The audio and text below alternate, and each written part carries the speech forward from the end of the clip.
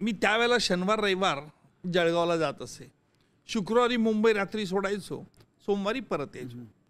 आणि त्यावेळेला रक्षाबंधन होतं. मी ज्यावेळेला जळगावला गेलो, बहिणीने पाठवलेल्या राखी मिसेसने बांधून दिल्या आणि मी जळगावला हातावरती दोघी बहिणींच्या राख्या होत्या.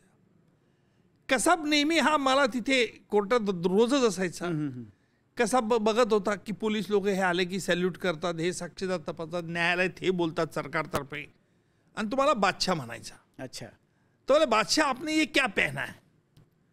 तर मी त्याला सांगितलं, अरे म्हटलं ये राखी इसको बोलते, पर तुझे क्या मालूम, तू तो पगला है, तेरे बहन को तूने छोड़ दिया, तू यहाँ आया, तू आदमी मारने को आया, अभी बहन तेरी रोती है.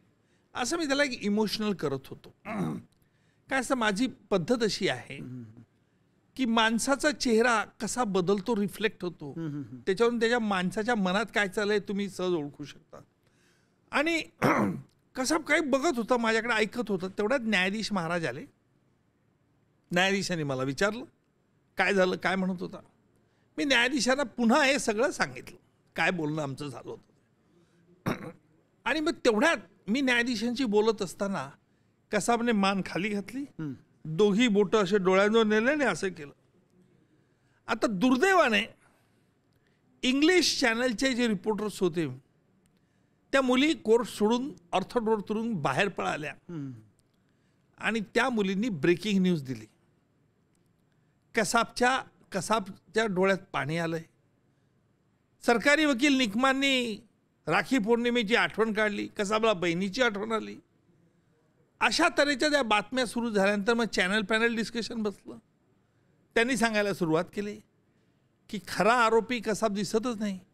आज कसाबला डोळ्यात त्याच्या पाण्याचं आलं म्हणजे असा अर्थ तो इमोशनल आहे आणि त्याला ब्रेनवॉश केल्यामुळे तो आला.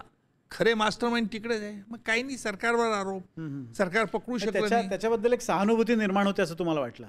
नाही, मला वाटलं असं नाहीये. लक्षात घ्या, मला हे एक माहिती आहे की कात्रजचा घाट कसा दाखवायचा. मी लहानपणी ऐतिहासिक कादंबऱ्या फार वाचत होतो.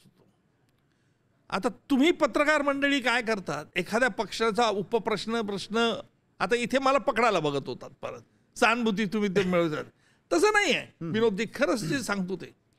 हे सगळं झाल्यानंतर मी ज्यावेळेला कोर्टाच्या बाहेर आलो ना, त्यावेळेला मला पत्रकारांनी एकच विचारलं, म्हणजे तो पोडियम आणि 20-25 बूम. आणि मलाही असं वाटायचं की मी काहीतरी फार मोठा राजकीय नेता, लीडर आहे, सगळे पत्रकार माझी मुलाखत घेतात आहे.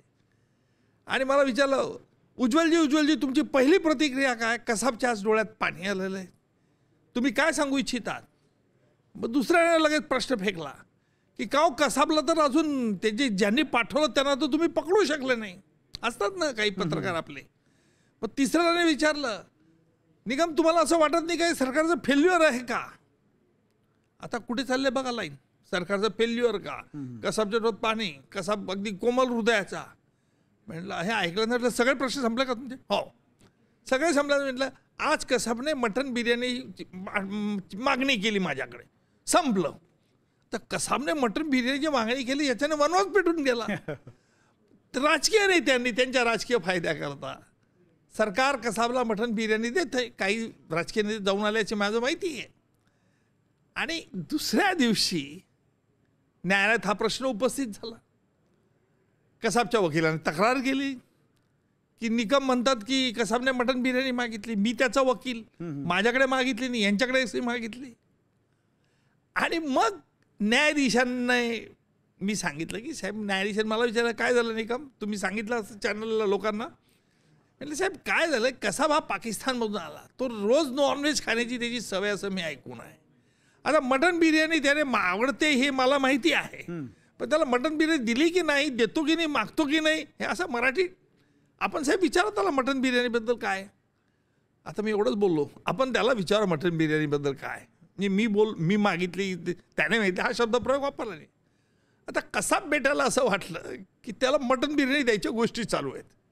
त्यामुळे कसाबने मान खाली घालून घेतली. खरंच कसाबने मटन बिर्याणी मागितली का नाही मागितली हे फक्त कसाबला माहिती आहे आणि मला माहिती आहे.